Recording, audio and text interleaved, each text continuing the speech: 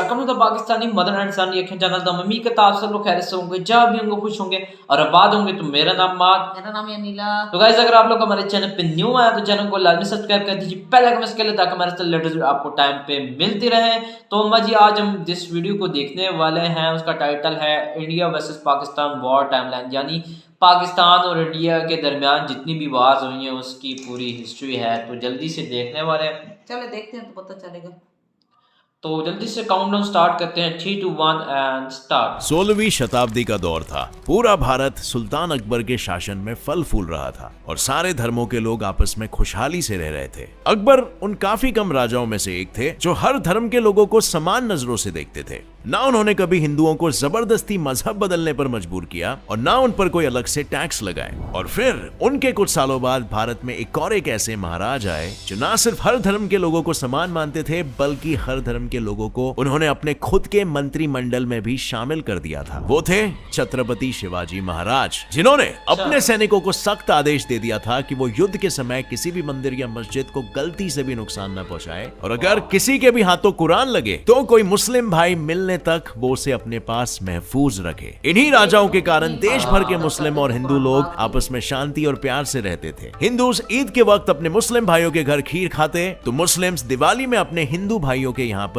दिए जलाते। पर फिर आया एक ऐसा काल जब गले मिलने वाले ये दो भाई एक दूसरे के सिर काटने लगे। दिवाली में फटाके नहीं बल्कि घर जलने लगे और ईद में बकरियां नहीं इंसानों के सिर कटने लगे। और इस सब की वजह थी अंग्रेज और उनकी डिवाइड एंड रूल पॉलिसी, जिसे 1857 में अंग्रेजों ने अपनाया था, जब हिंदू और मुसलमानों ने भारत के खिलाफ मिलकर लड़ाई की थी और वो गोरे बस धरे के धरे रह गए थे। और अब दोनों का दुश्मन अंग्रेज नहीं बल्कि पड़ोस के घर में रहने वाले अपने ही भाई बहन बन गए थे। और 70 सालों से ये चलने वाली नफरत की चिंगारी आज भी हमारे दिल में जल रही है। 70 साल हो गए आजादी को और साथ ही इस दुश्मनी को भी, जिसमें 4 ऐसी जंगें वर्ल्ड वॉर जितनी खौफनाक और जानलेवा माने जाने वाली इन जंगों में लाखों जवान कुर्बान हुए, दोनों देशों को भारी मात्रा में नुकसान हुआ। और ये सब किस लिए? बस एक ही चीज के लिए, कश्मीर। आखिर कश्मीर दोनों भी देशों के लिए इतना जरूरी क्यों है? क्यों उन 4 जंगों में से 3 जंग इसी के लिए हुई है? क्यों इतनी बार समझौते के कागजातों पर दस्तखत करके भी आज तक हम कोई समझौते पर नहीं पहुंच पाए हैं?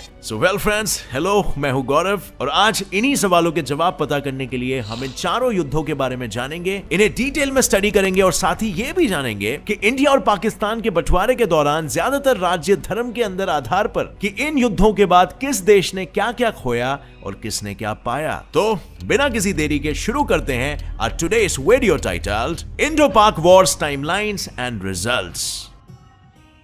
इंडिया और पाकिस्तान के बंटवारे के दौरान ज्यादातर राज्य धर्म के आधार पर बांटे गए। जहां मुस्लिम लोगों की संख्या ज्यादा हो वो पाकिस्तान का हिस्सा बन गया और जहां हिंदुओं की संख्या ज्यादा हो वो इंडिया का हिस्सा बन गया। पर ज्यादातर सारे राज्यों को बांटने के बाद कई रियासतों को यह मौका दिया गया खुद फैसला लेने का कि वो किस देश का हिस्सा बनना चाहते थे, और उन्हीं कई रियासतों में से एक था कश्मीर। वहां पर ज्यादातर लोग मुसलमान थे, पर उनके महाराज हरि सिंह हिंदू होने के कारण उन्होंने ये फैसला लिया कि कश्मीर एक स्वतंत्र देश बनेगा। पर यह सुन के ना पाकिस्तान खुश था और ना ही खुश थे वो कश्मीरी लोग जो पाकिस्तान का हिस्सा बनना चाहते थे, और इसीलिए उन्होंने पूरे कश्मीर में दंगे फसाद और आंदोलन करना शुरू कर दिया। जब ये दंगे कश्मीर के राजा हरि सिंह के काबू से बाहर निकलने लग गए, तब वो इंडिया के पास मदद लेने आए और बदले में उन्होंने कश्मीर को इंडिया का हिस्सा बनाने का वादा किया। और फिर छिड़ी इंडिया और पाकिस्तान के बीच पहली जंग, जिसने पूरे 1 साल में 1100 भारतीय सैनिक और 6000 पाकिस्तानी सैनिकों की जानें ले ली। 1 साल बाद यूनाइटेड नेशंस ने सीज फायर लाइन बनाई, यानी वॉर के अंत पर जो आर्मी जहां पर थी उसके बीच में एक लाइन बना दी, और इस लाइन से हमेशा के लिए बट गया कश्मीर 2 हिस्सों में, पाकिस्तान ऑक्यूपाइड कश्मीर जिसे हम पीओके भी कहते हैं और इंडियन ऑक्यूपाइड कश्मीर। इस जंग का वैसे कोई विजेता घोषित नहीं किया गया था, पर माना जाता है कि जीत इंडिया की हुई थी, क्योंकि कश्मीर का 2/3 हिस्सा अभी भी भारत के पास है और पाकिस्तान के पास बस 1/3 कश्मीर गया। पर यह मसला यहीं पर नहीं सुलझा। इसके बाद हुई एक जंग जिसे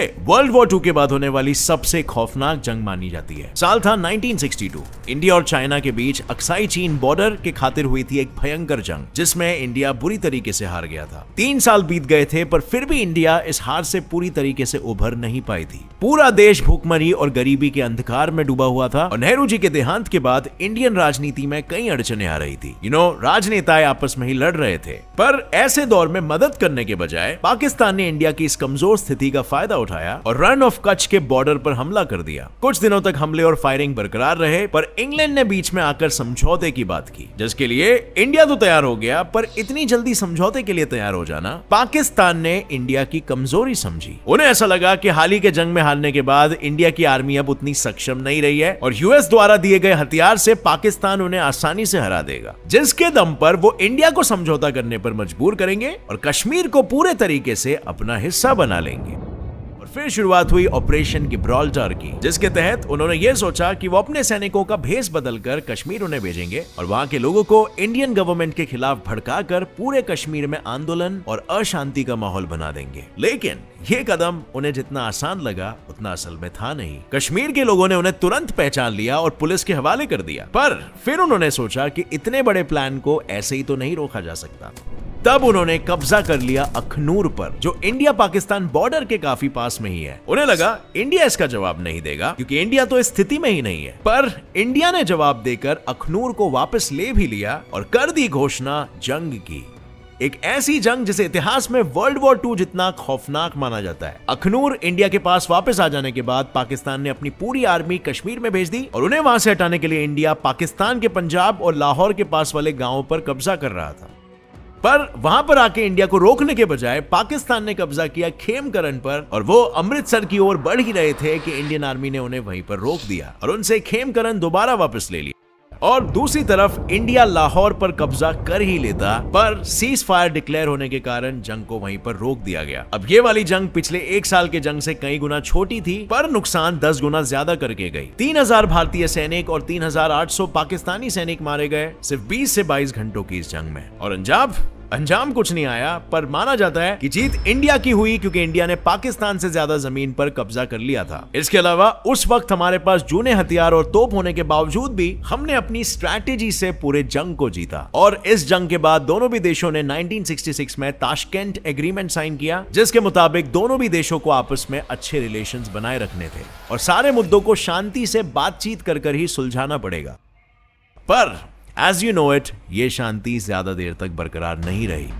पिछले 2 जंगों में हमने जो मंजर देखे उससे भी खौफनाक और दिल दहला देने वाला मंजर अब 1971 की ये जंग दिखाने वाली थी, जो कि इंडिया और पाकिस्तान के बीच नहीं बल्कि ये जंग पाकिस्तान लड़ रहा था खुद से ही। पार्टीशन के वक्त ईस्ट बंगाल पाकिस्तान का हिस्सा बना था, जो पाकिस्तान का हिस्सा होकर भी उससे काफी दूर था। और अब इन दोनों के बीच में ना तो कोई ज्योग्राफिकल कनेक्शन थे और ना ही वो एक भाषा बोलते थे, और इसी वजह से वेस्ट पाकिस्तान ने हमेशा ईस्ट पाकिस्तान के साथ भेदभाव किया। पाकिस्तानी गवर्नमेंट में कभी भी कोई ईस्ट पाकिस्तान का मिनिस्टर, प्राइम मिनिस्टर या प्रेसिडेंट नहीं था। और इतना ही नहीं, पाकिस्तान अपने नेशनल बजट का सिर्फ 30% ईस्ट पाकिस्तान पे खर्च करता था, जबकि पाकिस्तान की 60% आबादी तो ईस्ट पाकिस्तान में ही थी और पाकिस्तान का 70% ट्रेड भी यहीं से होता था। पर जब याह्या खान ने 1969 में प्रेसिडेंट बनने के बाद नेशनल असेंबली के पहले इलेक्शंस रखने का वादा किया, तब ईस्ट पाकिस्तान के लोगों को ऐसा लगा कि आखिरकार अब गवर्नमेंट में भी उनके लोग होंगे, क्योंकि पाकिस्तान में तो उससे पहले कभी कोई नेशनल असेंबली, जिसे हम लोकसभा कहते हैं, वैसे इलेक्शंस कभी नहीं हुए थे। पर इलेक्शन से कुछ महीने पहले ही ईस्ट पाकिस्तान में एक बहुत ही बड़ा साइक्लोन भोला आया, जिससे पूरा ईस्ट पाकिस्तान भयंकर रूप से जूझ रहा था। पर कैन यू इमेजिन इट, इस पूरे डिजास्टर के दौरान वेस्ट पाकिस्तान ने मदद के लिए बस सिर्फ एक हेलीकॉप्टर भेजा और कुछ नहीं। और जब इंडिया और बाकी के देशों ने मदद के लिए हाथ बढ़ाया तो उसे भी वेस्ट पाकिस्तान ने ठुकरा दिया, जो देखकर पूरे ईस्ट पाकिस्तान वालों के मन में गुस्से की ज्वाला उबलने लगी। और इस गुस्से का परिणाम दिखा इलेक्शंस में, जब ईस्ट पाकिस्तान और अवमी लीग के प्रमुख मुजीबुर रहमान बहुमत से जीते। पर यह याह्या खान को मंजूर नहीं था और इसीलिए वो नेशनल असेंबली को शुरू करना टालते रहे। पर फिर उन्हें शक हुआ कि मुजीबुर रहमान और वेस्ट पाकिस्तान के पाकिस्तानी पीपल्स पार्टी के प्रमुख जुल्फिकार अली भुट्टो उनसे उनकी सत्ता छीनना चाहते हैं, इसीलिए याह्या खान ने दोनों को जेल के सलाखों के पीछे डाल दिया। परेशानियों के वक्त में मदद का ना आना और अब इलेक्शन जीतने के बाद भी अपने लीडर को जेल में देखकर पूरा ईस्ट पाकिस्तान रास्तों पर आंदोलन के लिए उतर आया। पर वेस्ट पाकिस्तान ने इसका भी सामना शांति और समझौते से नहीं बल्कि बंदूकों और लाठियों से किया। लोगों ने तय कर लिया, अब इस बुरे सपने का अंत होगा और सुबह होगी एक नए आजाद मुल्क की, जिसे दुनिया बांग्लादेश के नाम से जानेगी। इस आजाद मुल्क के लिए एक आजाद सेना तैयार की गई जिसका नाम दिया गया मुक्ति बहिनी, जो पाकिस्तानी सैनिकों से लड़ते थे। और इस दौरान इंडिया ने भी उनका बहुत साथ दिया और अंतर्राष्ट्रीय स्तर तक बांग्लादेश की आवाज को दुनिया तक पहुंचाई। पर जाहिर था वेस्ट पाकिस्तान को यह बात मंजूर नहीं था और इसीलिए कर दिया उसने हमला इंडियन एयरबेस पर। और फिर इंडिया ने बांग्लादेश के बॉर्डर्स पर डेरा जमाए बैठे पाकिस्तानी आर्मी पर 3 तरफ से हमला किया और बांग्लादेश के कैपिटल सिटी ढाका पर कब्जा कर लिया। ईस्ट पाकिस्तान अब बांग्लादेश बन चुका था और ये 13 दिन की जंग खत्म तब हुई जब पाकिस्तान के जनरल आमिर अब्दुल्ला खान और उनके 93,000 सैनिकों ने इंडिया को सरेंडर कर दिया। आजादी के इस युद्ध के बाद दोनों देशों ने शिमला एग्रीमेंट साइन किया जिसमें दोनों देशों ने अप्रूव की हुई LOC लाइन का जिक्र किया गया था। इंडिया ने पाकिस्तान को उनकी जमीन और जनरल आमिर और उनके सैनिक लौटा दिए और पिछले कई एग्रीमेंट्स की तरह फिर से यह तय हुआ कि कश्मीर की जो भी समस्या है उसे अब बातचीत से ही हल करना पड़ेगा आगे और ना ही किसी जंग से। एंड वेल फ्रेंड्स, इस जंग के बाद इंडिया और पाकिस्तान ने कई क्षेत्रों में प्रगति की और उनमें से एक था न्यूक्लियर पावर। अपने दुश्मनी के इतिहास में ये एक और नया पन्ना लिखने वाले थे और इस बार करने वाले थे कुछ ऐसा जो पहले किसी ने नहीं किया था और ना ही कोई करेगा। 1999 में पाकिस्तान और इंडिया पहले और शायद आखिरी ऐसे 2 परमाणु सक्षम देश है जिन्होंने आपस में युद्ध किया। इस ऐतिहासिक युद्ध की शुरुआत हुई थी 1999 के सर्दी के महीनों में जब कारगिल के पोस्ट पर ठंड इतनी बढ़ गई थी कि सैनिकों ने उस पोस्ट को खाली कर दिया था। पर एक सुबह एक चरवाहे ने उस पोस्ट में कुछ काले कपड़े पहने आदमियों को घुसते हुए देखा। उसने तुरंत जाके सैनिकों को खबर कर दिया, पर सैनिकों के आने तक उन काले कपड़े वालों ने पोस्ट पर कब्जा कर लिया था। वो काले कपड़े वाले आदिवासियों के भेष में और कोई नहीं बल्कि पाकिस्तानी सैनिक थे जिनका मकसद था उस पोस्ट पे से NH-1D हाईवे जो लेह को श्रीनगर से जोड़ता है उसे तबाह करना, जिस वजह से इंडिया का कश्मीर से लिंक टूट जाएगा। इंडियन सैनिकों ने लाख कोशिशें की उन्हें वहां से भगाने की, पर दुश्मन चोटी के ऊपर होने के कारण जैसे ही सैनिक आगे बढ़ते तो उन पर गोलियों की बारिश कर दी जाती, जिसकी वजह से कई सैनिक घायल हुए और कितनों की तो मौत भी हो गई। पर इंडियन एयरफोर्स ने उन पोस्ट पर हवाई हमला किया और जमीन पर भी आर्मी एक एक करके सारे पोस्ट पर अपना कब्जा जमा रही थी। माइंड यू, पाकिस्तानी आर्मी ने ऊपर पहाड़ की चोटी में बंकर्स बना के रखे थे जिसमें वो हाइड कर रहे थे, तो एयर स्ट्राइक्स भी उन पर काफी इनइफेक्टिव हो रहा था। और ये सब देख के पाकिस्तान के प्राइम मिनिस्टर नवाज शरीफ जब यूएस के पास मदद के लिए गए तब प्रेसिडेंट बिल क्लिंटन ने साफ साफ मना कर दिया और उनसे कहा कि पाकिस्तान अपने आदमी को वापस बुला ले। और उस समय पाकिस्तान ने पहली बार यह स्वीकार किया कि वो आदमी लोग दरअसल पाकिस्तानी सैनिक थे और ना ही कोई आदिवासी। और ऐसा पहली बार हुआ था कि अमेरिका ने पाकिस्तान का नहीं बल्कि इंडिया का साथ दिया था। और इसके पीछे कुछ बहुत ही इंटरेस्टिंग रीजंस है जो मैं इस वीडियो में अभी नहीं बता सकता हूं कि वीडियो बहुत लंबा हो जाएगा। बेसिकली अमेरिका ने इंडिया की आर्म ट्विस्टिंग की थी और इंडिया से बहुत सारे जबरदस्ती कॉन्ट्रैक्ट साइन करवाए थे, जैसे कि अमेरिकन इंश्योरेंस कंपनीज को इंडिया में आने की परमिशन देंगे, अपनी नेवी को इंडिया के दायरे में आने की अनुमति देंगे, एटसेट्रा। और ये सब डिमांडें पूरी होने के बाद उन्होंने पाकिस्तानी पीएम को बोलकर पाकिस्तानी सेना को वापस लाने का ऑर्डर दे दिया, जिसके बाद इस युद्ध को रद्द कर दिया गया और इंडिया और पाकिस्तान के बीच का यह आखिरी ऑफिशियल युद्ध बना। दोनों देश कश्मीर पर अपने दबदबे, फायदे और गुरूर के लिए कब्जा करना चाहते हैं। कश्मीर की वादियों से 3 महासागर बहते हैं जिन पर इंडस ट्रीटी के अनुसार पाकिस्तान का हक है, पर वो इंडिया में होने की वजह से इंडिया उसे सिंचाई और हाइड्रो पावर के लिए इस्तेमाल कर सकती है। दोनों देशों के मन में ये डर है कि कहीं संकट या लड़ाई के दौरान दूसरा देश पूरी तरीके से पानी आना रोक ना दे। दूसरा फायदा कश्मीर का यह भी है कि वहां पर ऊंचे ऊंचे पहाड़ होने के कारण उस तरफ से दुश्मन देश का अंदर आना मुश्किल हो जाता है। इसके अलावा 1971 में बांग्लादेश की मदद करने के कारण पाकिस्तान इंडिया से बदले के भावना में कश्मीर को भी छीन लेना चाहता है। एंड ऑफ कोर्स एक बात यह भी है कि वहां ज्यादा मुस्लिम जनसंख्या होने के कारण पाकिस्तान कश्मीर को अपने ही मुल्क का एक हिस्सा मानता है। इस समस्या को सुलझाने के लिए कई कागजों पर दस्तखत किए गए, करोड़ों रुपयों का नुकसान हुआ, लाखों जानें कुर्बान हुई, पर फिर भी आज तक कोई इस चिंगारी को मिटा ना सका है। अब मसला बहस से जंग, जंग से आतंकवादी हमलों तक पहुंच चुका है और सवाल अंत में बस सिर्फ यही खड़ा होता है, क्यों अंग्रेजों के जाने के बाद भी उनकी पॉलिसी आज भी हमें बांट रही है। वेल फ्रेंड्स, आपको क्या लगता है, आपकी क्या टिप्पणी है इस विषय में? आपके जो भी व्यूज, ओपिनियंस या कमेंट्स होंगे नीचे कमेंट सेक्शन में बिल्कुल हमारे साथ शेयर करना। और अगर इस वीडियो से आपको कुछ भी नया जानने के लिए मिला तो एक लाइक जरूर ठोकना, अपने फ्रेंड। तो फाइनली गाइस यहाँ पे वीडियो हो गई। तो ये थी पाकिस्तान और इंडिया की वॉर हिस्ट्री जितनी भी मतलब हुई। तो अम्मा जी ये सारा कुछ मतलब जो आग लगाई हुई सारी अंग्रेजों की आपको मतलब जो उन्होंने तो बीज बोया है, तो उसी के बाद फिर ये पाकिस्तान और इंडिया के दरमियान ये जंगें होती रही, बस जहर घुलता रहा। अभी तक भी जहर है जहनों में। ये इस तरह नहीं करना चाहिए। शुरू में लेकिन देखे ना आप, मतलब हिंदू और मुसलमान मतलब कितना मिलजुल के रहते थे जब पुराने बिल्कुल बादशाह वगैरह थे। बिल्कुल। मुसलमान भी थे, मतलब सिख भी थे, कुछ इसी तरह वो हाँ जैसे हाँ कि पिछली हिस्ट्री बता रहे थे। तो बिल्कुल मतलब कितना मिलजुल के रहते थे, मतलब मुसलमानों की कितनी हिंदू रिस्पेक्ट करते थे। मतलब बिल्कुल उसके बाद जब अंग्रेज वहाँ पे आए तो उसके बाद मुसलमानों के अंदर नफरतें फैलना शुरू हो गई। बिल्कुल। और मतलब इनके जहन उसके बाद ही जहर में भरे गए हैं ना। पहले मतलब जो पहले इनका कोई भी था तो देखो आपस में किस तरह पाकिस्तानी और हिंदू धर्म कैसे हाँ आपस में एक दूसरे को बहन भाई समझते थे, किस हाँ तरह मिलजुल के रहते थे, एक दूसरे को दुश्मन नहीं समझते थे। जब से मतलब अंग्रेज आया है वही ना उसने जहर घोला है, इनकी आपस में जंगें भी होना शुरू हो गई हैं। वही ना। अब जब पाकिस्तान और इंडिया जब आज़ाद हुए थे उसके बाद तकरीबन 3 बार हुई थी। 1971, 1965 की हुई थी, और एक 1999 की हुई थी, और एक 1948 की हुई थी तकरीबन। बिल्कुल और ये जितनी जंगी थी मतलब स्टार्ट पाकिस्तान ने किया था, क्योंकि बिल्कुल।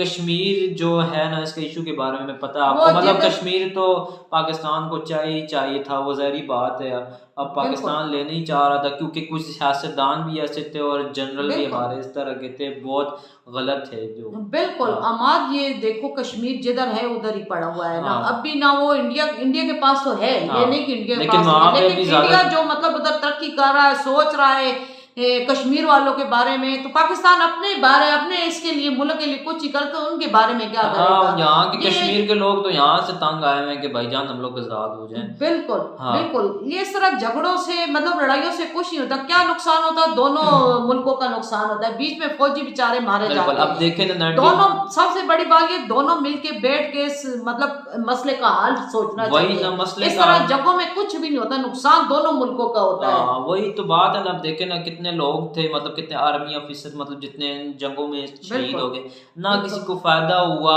ना किसी को कोई नुकसान हुआ। नुकसान नुकसान खाली पाकिस्तान को ही हुआ। देखो बिल्कुल 1971 में अगर पाकिस्तान का जो वेस्ट, वो जो पाकिस्तान था दूसरे मुझे समुंदर के पार, वो मतलब हाँ पहले पाकिस्तान का ही हिस्सा था एक किस्म का। अच्छा हाँ, और जंग के बाद क्या हुआ, अलग हो गया, बांग्लादेश आजाद हो गया। बिल्कुल ले लो, नुकसान बिल्कुल। पाकिस्तान का ही वही हुआ ना, ना। नुकसान पाकिस्तान का हुआ है ना। अब नुकसान ये पाकिस्तान का सबसे बड़ा ये कि मतलब इंडिया वालों के साथ दोस्ती करे, मिलजुल के मतलब करे, उधर की सब्जी हर चीज मतलब उधर की चीज इधर आती है, इधर की उधर जाती हाँ है, और इधर सबसे सस्ती उधर की चीजें इधर आती है, तो उधर से सवाई सस्ती चीजें मिल जाती हैं। तो इंडिया ने कभी भी मतलब स्टार्ट में किसी मतलब कोई वार नहीं हुआ, बहुत ज्यादा इसके बिल्कुल ऊपर एग्रीमेंट हुए, मतलब बिल्कुल कोई वार वगैरह, लेकिन पाकिस्तान ने हमेशा मतलब उनको एग्रीमेंट जो भी हुए थे सारों को तोड़ के। वही ना, अब गलत क्या किया, करें, अब गलत जो बात गलत है बंदे इससे। हमारे ऊपर मुसल्लत हो गए वही थे, ना अब बंदा हम उनके वही बारे ना में ज्यादा बात नहीं करना चाहते, क्योंकि आप लोगों को भी सारी हिस्ट्री पता है और हमें भी पता है बिल्कुल हिस्ट्री। अब बिल्कुल। बहुत ज्यादा ऑलमोस्ट हाँ 70 से 80% है जो कि मतलब लोगों को अभी इस हिस्ट्री के बारे में पता चल चुका है, जो कि मतलब पहले छुपाई जाती थी इधर पाकिस्तान के बिल्कुल अंदर। बिल्कुल। अब हाँ मीडिया जब से आ गए हैं मात कोई चीज हाँ छुपती नहीं है। सबसे बड़ी यह बात ये है कि मतलब ये जहनों से जहर निकाल दो कि हिंदू हमारे भाई दुश्मन है, ये चीजें हाँ जहन, जो जंगें होनी थी वो तो हो चुकी हैं। बिल्कुल। अब जो नुकसान अब जो पाकिस्तान का होना था वो तो हो चुका है, जो इंडिया का नुकसान होना था वो तो हो चुका है। हाँ अब इन चीजों से कुछ नहीं बनता, बस मिलजुल के बैठ के एक दूसरे के बारे में अच्छा सोचना चाहिए। देखो पाकिस्तानी जो जहन में इनके जहनों में जहर भरो, ये जहर निकाले, उनके बारे में अच्छा सोचे और दोस्ती करें, दोस्ती का हाथ बढ़ाएं। दोस्ती अम्मा जी, इंडिया ने तो हमेशा हाथ बढ़ाया है आगे, बिल्कुल ये बिल्कुल पाकिस्तानी नहीं बढ़ाते ना। बिल्कुल। इनके जहन जो गंदे भरे हुए हैं, हाँ जहर से भरे हुए हैं, सबसे वही बड़ी ना, बात ये वही है। ना, इंडिया तो इंडिया हमेशा हाथ बढ़ाया है। बिल्कुल, अब जब देखे हमारा ना, मुल्क जो है ये आगे मतलब ये हाथ आगे हाँ बढ़ाए और अब दोस्ती करे। देखिए यहाँ पे एक पॉइंट ऑफ व्यू है ना। अब जब 1971 में जब पाकिस्तान के 93 मतलब आर्मी जो मतलब सरेंडर जब किया था,